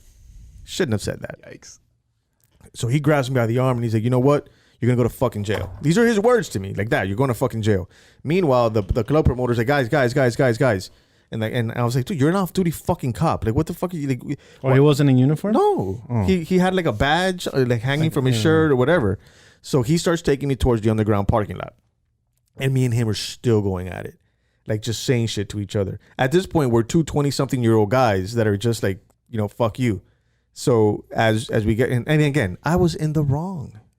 In the sense where you shouldn't have said anything. Shouldn't have said, but it was so annoying that he was at that point just trying to humiliate this guy for no reason. Like, there was 1,000 other plastic cups in that trash. Like, okay, you showed off with the girls, man. Whatever, dude. Like, calm the fuck down. So we get to the parking garage. Oliver's walking next to me. I'm giving him my car keys, shit like that. To like, I'm going to jail. All of a sudden, I hear a voice, and it's the club promoter. And the club promoter's like, and I still remember it like it was yesterday. Noel. Come on, man. Are we going to do this shit every weekend?" He's talking to the cop. And the cop was like, "No, fuck that. I'm not going to be disrespected." And the cops, and the club promoter's like, "Noel, bro, we've gone over this. Like, come on, man." And then the cop, tells me to stand right there. And I still remember his punk ass name. Little Dominican guy, my age, around there. Tight ass fucking medium t-shirt on and shit. Tight ass fucking jeans. He goes and he speaks to the club promoter. The club promoter is like, "Yo, my man, do you want to go to jail?" And I was like, "No." He's like, "Can you apologize?" I was like, "No." Because I wasn't, at that point, I didn't think I did anything wrong. Did you mention anything about his skin? As a twin, no. So times. no, it's just no. But he was Mike's Dominican because I could tell like by the way he was talking and shit like that in Spanish. And so one thing leads to another. Turns out this fucking guy was constantly doing that shit to people, using excessive force and being an asshole to people in the club just to show off in front of the girls, or whoever would constantly have girls around him comiendo mierda. Oh, that's what gets him. Being a dumb asshole. But it hit me afterwards. So whatever, the club promoter tells me to go. Basically supersedes what this dude is saying. He's like, "Yo, my man, just leave." And I leave. I guess the club promoter that club was paying him off duty to just stand there and whatever the fuck. Probably not even through the city of Miami, because he was straight up like, "We're not going to keep doing this." I leave. The guy literally tells me, the cop was like, "I'm gonna catch you on the street one day," like that. Yikes. So moral of the story is, when I leave, I had a completely different perspective. I said, next time a cop says whatever the fuck to me, it's going to be, yes, sir. No, sir. Absolutely, sir. Because you're going to get the wrong guy on the wrong day who's looking for trouble. And like I said before, they could take your life or they could take your freedom. Officer Noel, fuck you still to this day. You're a douchebag and a piece of shit. Wherever you are. Wherever you are. I hope you choked on your medium shirt. But come to find out that guy was doing that a lot. And that's one bad apple. They fired him after that. Like, he never went back to Oxygen. We knew the club promoter for a little while longer, big, tall Venezuelan guy. But that's one person. But that one person could ruin your fucking life. Yeah. So you got to be careful. At the end of the day, it is what it is.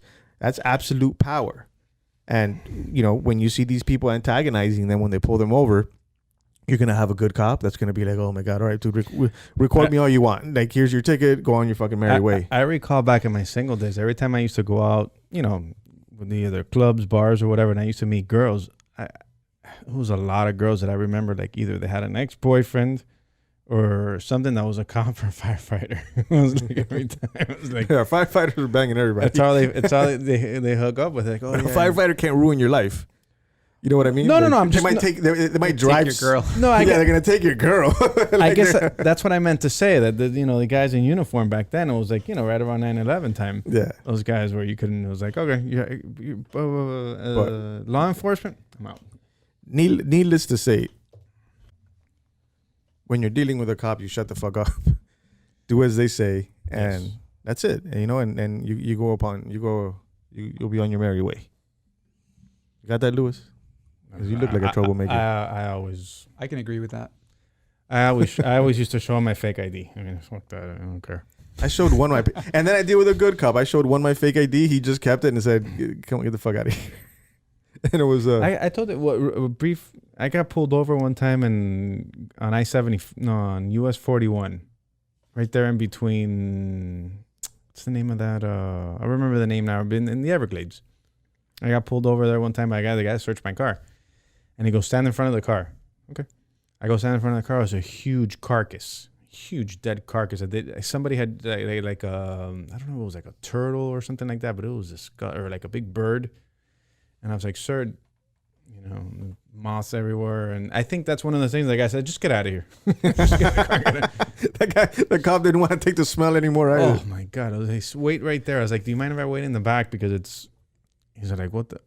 You sure you don't have it?" "I don't have nothing. I have a switchblade over there and then the glove box." And I told him, "If you want to go look at an AR-15. That's it. No, not the AR-15. That's one of those monkey wrenches in the entire scenario. There's like this. There's this drama playing out, and then something out of nowhere. It's like if instead of a pallet of bricks, in the middle of those protests, somebody just drops off a pallet of like a ton of dollar ones, like $1 bills, like $30,000 worth of dollar bills, just a pallet. Boom. That'll stop the protest. What happens then? Like, what happens if you have this monkey? You know wrench? what? If I was Jeff Bezos, I'd do like a science experiment, like a social experiment, and just do some shit like that, just like of $100 bills. You know what? $100 million right here. Now you're playing with fire. Yeah. No, now you're talking to people just fighting each other, killing each other for the money. And for all of $150, if it's in ones, like they're gonna. That's kill why I each said ones, because it's a little harmless. Yeah.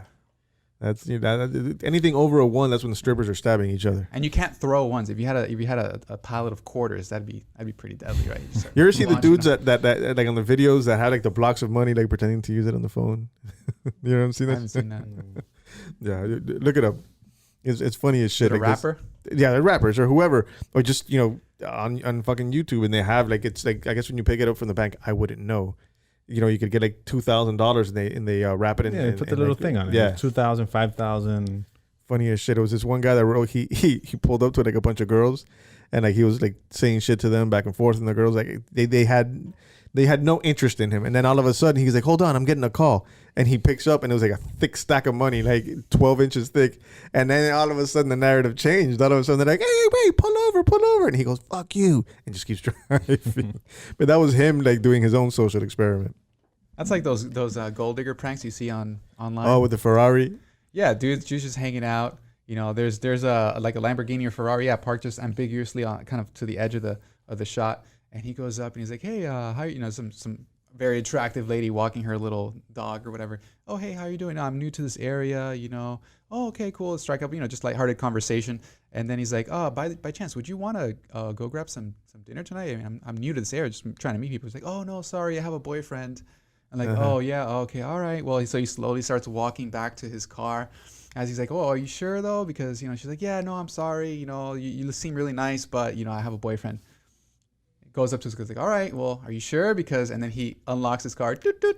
And the door opens by itself. And she's like, you see like the wheels turn in her head, and she's like, "Wait a minute, is that your car?" Like, "Oh yeah, I like I said, I'm from out of town, blah blah blah. I just but if you have a boyfriend, then I might as well just get inside my car. Have a good day." She's like, "No, wait. I think I have some time to." Like, "Wait, but I thought you said you had a boyfriend." And of course, a lot of these videos now are staged, but I imagine there's a couple of them that are real. Yeah, that was that guy Vitaly. Joy Vitali, he started the Russian dude. Yeah. And that was legit shit. Like he even jokes around that he actually slept with a couple of them under false pretenses in the beginning. Now he has a girlfriend, and she's the girl that did the was streaking through like football games. Yeah. Girl? Yeah, his girl. I've never seen that. We went so off topic. Yeah. Streaking Vitaly. That guy's funny as fuck though. That's the guy that did the zombie. He's like Dan Bilzerian's right-hand man now. Oh, you're kidding. I mean, he's good at promotion, so of course, just makes sense. Well, dyed his hair blonde, took a bunch of steroids. Who Vitaly? Got laser hair removal for like every single hair follicle on his body. Tattoos everywhere. Does he have tattoos now? Oh, I don't know. I'm just saying that's part of. Well, that's the next step. That's the next phase of the fucking reinventing of Vitaly. And the beard. Listen. His claim to fame was when that Miami zombie shit happened. Remember the dude who ate the other guy's face? Oh yeah. Well, there was that, and then there was the dude. Do you even lift, bro? He would go outside. That's afterwards. Yeah, do you even lift? Oh, that bro? was afterwards. Yeah, that was afterwards. He would go to a gym, and mind you, back then he wasn't yoked or anything, so he would go to gyms and he would walk up to like legitimately like in shape people and be like, "What's up, man?" I forgot how he would start it, and he'd be like, "Do you even lift, bro?" That's the fucking people. So that shit became like a fucking meme. Do you even lift, or do you even this? Do you even that? But yeah, he's lucky he didn't get his ass kicked. I mean, he has gotten his ass kicked a couple times. Well, people get in his face. Yeah. Just because of that? Well, dude, you're working out and some random guy. It's not that he just says, "Do you even lift, bro?" He says other things. He'll be like, "Got some skinny muscles there. I think you should go back into the gym and hit another hour." So imagine you're doing bench press, and he'll come up and he'll add like 225s, and he's like, "You gotta lift more, bro." or he's all up in your shit. Yeah. He just he'll start taking your weights off of like your fucking. Yeah, he makes himself come at home as soon as you get there. At your bench. Yeah. Yeah, and at the gym, a lot of people are uptight at the gym. I know that. This is the type of shit that's gonna solve the world's problems. That's right. Funny shit. It solves my problem right now. It's relaxing me. It's the tension that we've been talking. Listen, man, comedy. I love comedy. Like Dave Chappelle's new little skit there. We're not gonna get too into it for those of you who haven't seen it, but that's just funny because it's comedy. The thing with there was more real. There was more truth to it than fucking comedy. At the end of the day, the thing with Dave Chappelle is that I was so used to seeing him back in his show 2001, 2, 3, and 4. He was so upbeat, and now you see him. He looks tired. He looks washed up. He's still funny. No, not washed up. Like he's the hottest that he's ever been. He looks Dave Chappelle's in shape. Remember, Dave Chappelle used to be skinny as fuck. But he was funnier back then. No, man, he's funny. He's funny. Here's the thing. It's apples and oranges. I think it was funnier back then. Okay. Well, then that's your opinion. Right. Absolutely. He spoke a lot quicker. He was more upbeat. Now he's he was. Here's the thing. He was younger. He was telling pussy jokes. Now he's older and he's talking about social shit and he's making it funny. I mean, and he goes either way. Like he one of his last specials, he caught some fire because he was talking about the LGBT, the camouflage thing. And he was kind of going deep into it, but he wasn't scared to do it. Fuck it, why not have discourse? So he's evolved as a comedian. Some people, like, you might not, you'll be like, I like that when you were telling. No, jokes. he's funny now. I'm not taking it away from that show. Was funny. Yeah. But I'm just comparing him to the. Yeah. No, he's older. He's 50. He's also taken a very laid back approach to life. One, because he's the OG now. He's established household name. The dude, goes into a theater packed with a ton of people where you're not allowed to, eat, drink, much less smoke a cigarette. And he goes on stage smoking a cigarette. Yeah. And he just boasts about it. Like, I just smoke a cigarette in an elevator. I don't care. In an airplane. It doesn't matter. I'm Dave Chappelle. Yeah. So I think that's he'll say some shit like that too. Yeah. Yeah, and everyone that I know who's actually met him says he's a great guy, like a funny, laid back, and like funny just within a social type of person. And I mean, you can have people that might I like him. He's funny. Be different, but I have a I get picky like that when I see people like I just described Chappelle when he was younger. Like I see Martin Lawrence, and I saw the Bad Boys movie, and I'm like, Martin Lawrence was this skinny, dude. When he was Lewis doesn't like to see people age. It bothers him. There's aging, and then there's the gradual accumulation of excess, life. I just never saw Martin getting like that. Martin's always a really, really, really, really skinny guy, and all of a sudden his face got big, and I was like, Martin Lawrence is probably pushing 60. You think he's that old? Martin Lawrence is probably in his mid-50s. Something like that. Yeah, he's probably in his mid-50s. You're right. Do some research and development. No, I'm gonna look him up. You thought about it? Well, so then that goes to show you how much of people like men. Their motivation to lift and stay fit is directly related to their procreative years, their prime.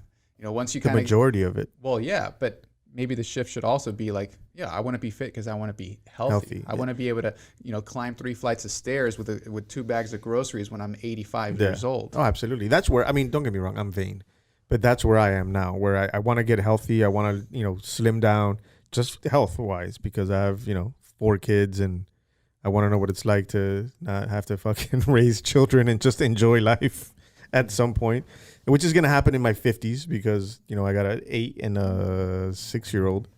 We don't care. I mean, the older ones, you couldn't find it? No, I'm it's your own phone. That's the Wi-Fi. For whatever reason, things moving on. Listen, real quick, we're in the middle or we're nearing the end of the show, but anybody out there who's in college that deals with that, wants to be a part of a show, wants to do some interning, we will sign off on your hours, and they want to come in here and help us produce the show.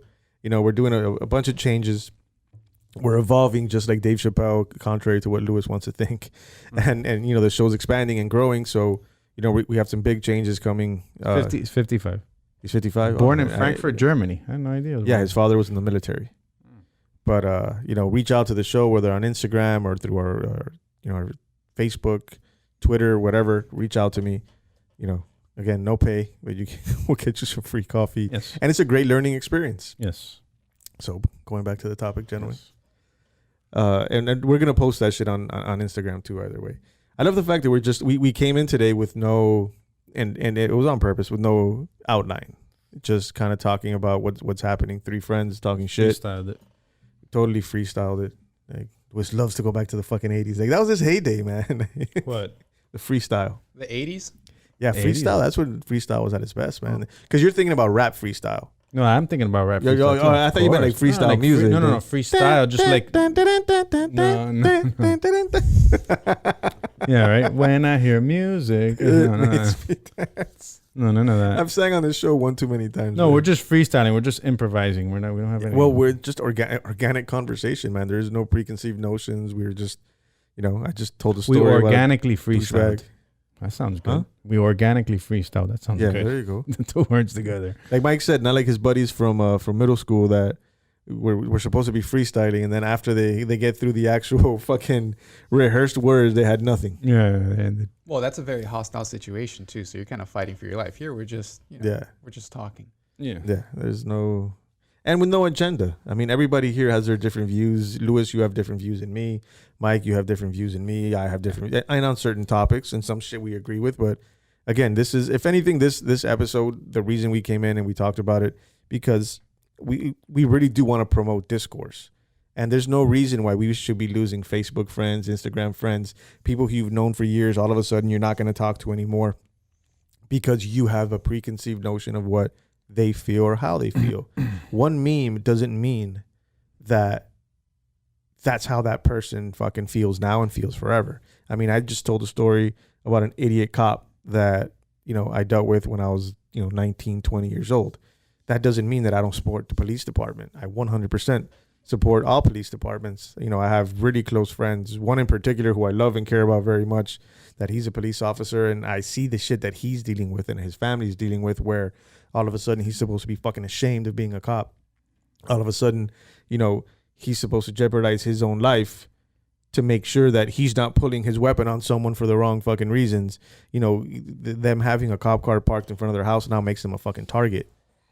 So it's by no means, that was one person, one story, and like that, everyone has a story probably. So that doesn't brand me a certain way. I just had, one incident that I dealt with, and as do other people with their opinions, whether it's an incident or how they feel today about a certain situation. They shouldn't be branded, and you shouldn't be ending friendships and judging someone solely on their stance on a particular topic.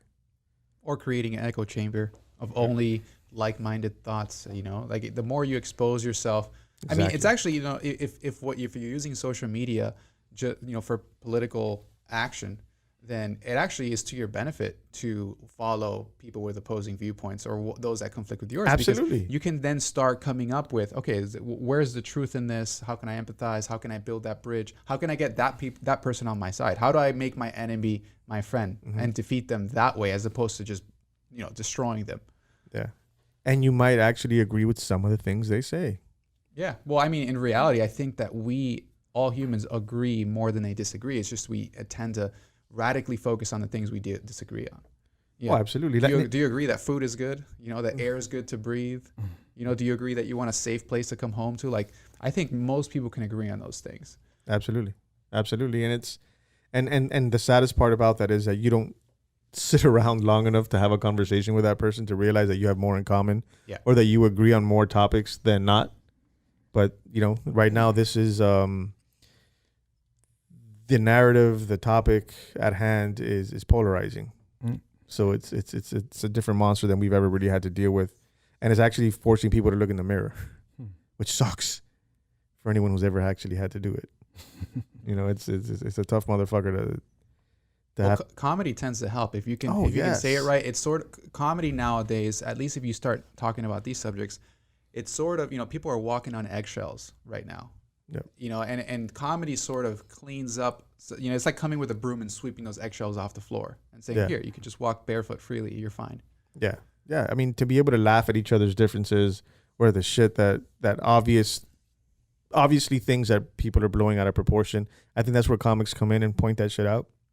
And not just, racism and shit like that, just in all aspects of life. Like, comics have a way of having a different perspective on life that'll make you laugh at yourself. And I mean, most comics are self-deprecating. And like Louis was talking about earlier, and I had to laugh because he says, I don't take myself that seriously.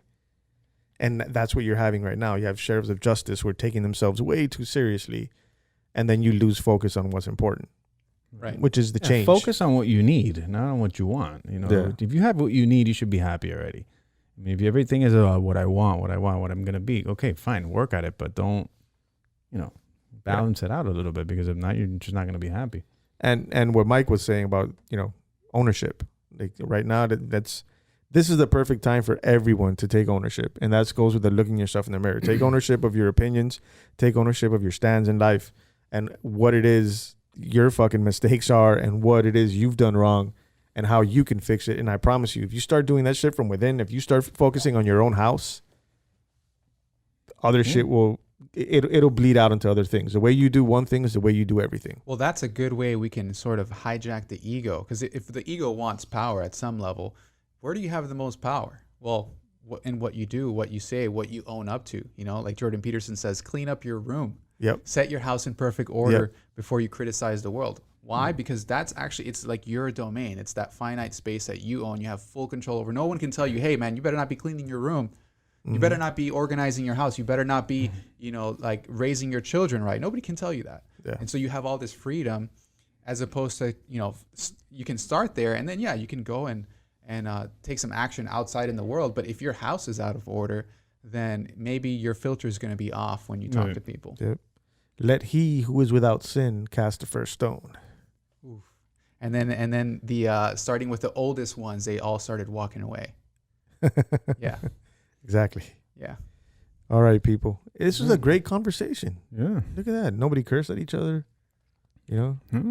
Everyone, we didn't have to agree with one another. I came here like waiting to be offended, and I was kind of happily surprised. I was like, oh wow, I didn't get offended by these. Hey, guys. we can keep going, man. I got some Colombian jokes right here in my back pocket, buddy. Just let me know, pal. All right, people. Thank you, everyone, for hearing us out and whatever our stupid ass opinions that are meaningless at the end of the fucking day. It's our opinions or our thoughts. I mean, we didn't give that many opinions. I mean, I gave one strong opinion on one moron.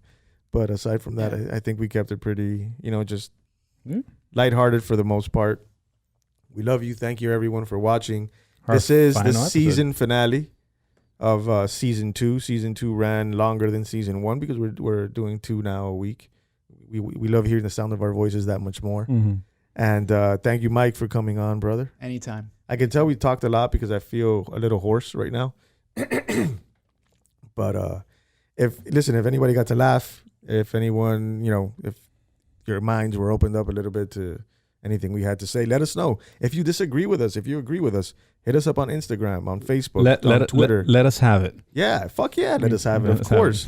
And I promise you, we'll let you have it too. Yeah. But, all right, people. Love you. Thank you. Bye-bye.